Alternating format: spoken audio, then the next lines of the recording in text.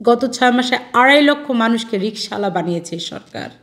এই সরকার আমাদেরকে দারিদ্র্যের দিকে ঠেলে দিচ্ছে। উনি শান্তিতে নোবেল পেয়ে থাকলেও শান্তির সংজ্ঞাটা উনি জানেন না।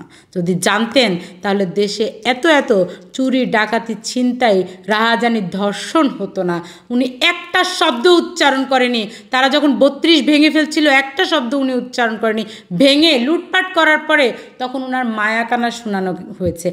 আমরা তো দেখেছি লুটপাট শুরু হয়েছে 5ই আগস্ট থেকে। গণভবনকে ওরা যেভাবে লুটপাট করেছে ওইখান থেকেই শুরু হয়েছে লুটপাটের উৎপত্তি।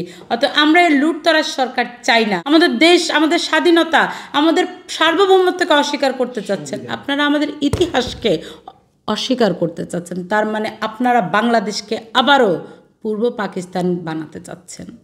কিন্তু একটা কথা মনে রাখবেন, আপনারা সংখ্যালঘু। রাজনীতি করতে হলে রাজনীতি বুঝতে হবে। আপনারা যে একের পর এক গুটিগুলা চালছেন, সারা বাংলাদেশকে লুডুর বোর্ড বানিয়ে দিয়ে আপনারা গুটি চালছেন।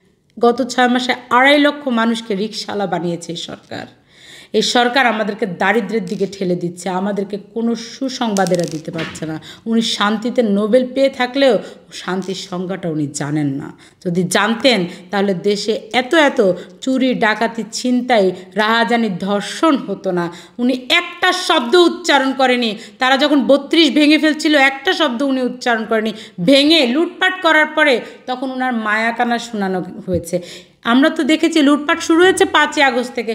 গণভবনকে ওরা যেভাবে লুটপাট করেছে ওইখান থেকেই শুরু হয়েছে লুটপাটের উৎপত্তি।